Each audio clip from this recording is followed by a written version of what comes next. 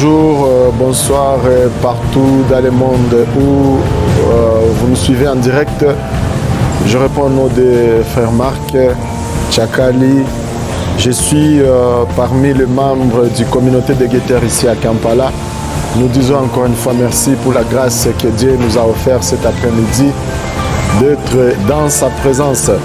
Nous allons lire, nous allons passer directement dans la Bible et ouvrir notre Bible dans 1 Corinthiens chapitre 12 verset 14. Je vais lire, nous lisons au nom de Jésus. Il y a la diversité des dons, le même esprit, diversité des ministères, mais le même Seigneur. Diversité d'opérations, mais le même Dieu qui opère tout en tous. Or, chacun, la manifestation de l'esprit est donnée pour l'utilité commune.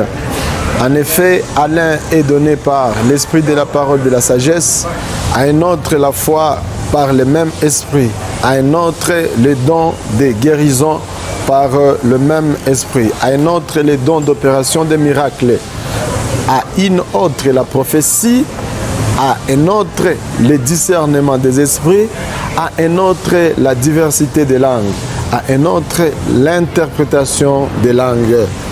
Un seul et même esprit opère toutes ces choses, les distribuant chacun en particulier comme il veut.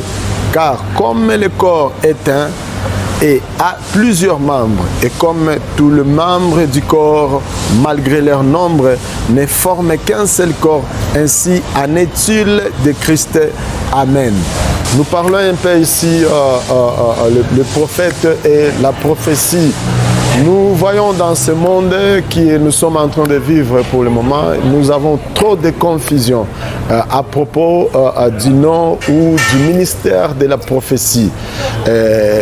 Partout dans le monde, il y a beaucoup de gens dans ce monde, ils veulent s'intituler eux-mêmes, se donner le nom d'un prophète. Et si nous voyons très bien, en tant que guetteurs, nous avons découvert que parmi ces gens, il y a les gens qui se donnent ce nom de prophétie afin d'utiliser les gens, afin de tuer même les gens, afin aussi qu'ils veulent la foule pour donner de mauvais enseignements à propos de la parole de Dieu. Parce que ces derniers temps, beaucoup de gens se donnent des grands noms afin que les gens viennent le suivre. Ils veulent la foule, les gens viennent devant eux, mais ce n'est pas pour aider les gens, pour la finalité où un jour qu'ils aillent au ciel et que nous soyons un jour et vivre le paradis ensemble. Mais ils sont là pour maltraiter les gens. Il y a des gens que moi-même j'appelle, les gens qui s'appellent les Kenai Prophesai. C'est un peu partout dans le monde, un peu partout dans des pays, et nous vivons ces gens qui s'appellent Kenai Prophesai. Les gens disent Prophesai, man of God. Mais ici dans 1 Corinthiens chapitre 12 que nous sommes en train de lire en ce moment, la Bible déclare très bien que les uns ont reçu les dons de la connaissance, les autres ont reçu les dons de discernement, les autres ont reçu les dons de la prophétie. Tu peux prophétiser, mais tu peux aussi donner le vrai futur d'une personne. Je veux dire, tu prophétises sur personne la bonne chose, le futur ou ce qu'il est en train de vivre. Ça ne te fait pas un prophète. Si nous partons bien dans... si tu es là en train de m'écouter à ce moment, faites attention avec ces gens qui se surnomment eux-mêmes de prophètes ou de prophètes de la nation. Raison pour laquelle, chers frères et sœurs, soyons très prudents. Je ne dis pas aux gens de refuser qu'il n'y a pas de prophètes dans ce monde. Je voulais dire seulement qu'il y en a encore des prophètes, mais Dieu nous avait donné l'esprit de discernement. Nous devons discerner les gens qui sont derrière nous. Nous devons discerner les gens qui prophétisent. Nous devons discerner les gens qui s'appellent eux-mêmes des prophètes. Parce que nous sommes à la fin du temps, chers frères et sœurs, je vous dis la vérité. Raison pour laquelle les synagogues, des petites maisons qui s'appellent eux-mêmes des églises, ils se sont engendrés un peu partout dans le monde au nom d'un prophète quelconque.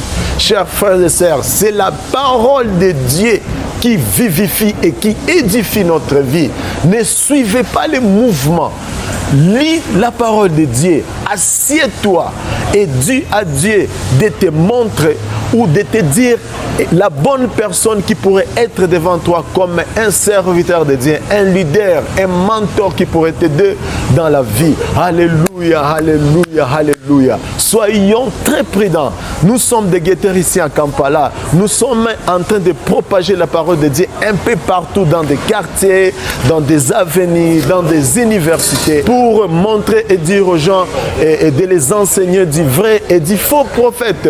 Soyons très prudents, chers frères et sœurs. Nous sommes au dernier temps, au dernier moment. La Bible déclare et dit très bien qu'ils viendront à mon nom et je vais les régner, les dire que je ne les connaissais pas. Soyons très prudents. Lisons la parole de Dieu. Un vrai prophète, c'est celui qui nous dit le temps et le moment à laquelle nous sommes. Ce n'est pas celui qui avait prédit ta vie. Ce n'est pas celui qui est en train de dire ce que tu as mangé hier, ce que tu es en train de vivre aujourd'hui ou ce que tu es en train de te vêtir comme les sous-vêtements. Non, ce n'est pas ça un prophète.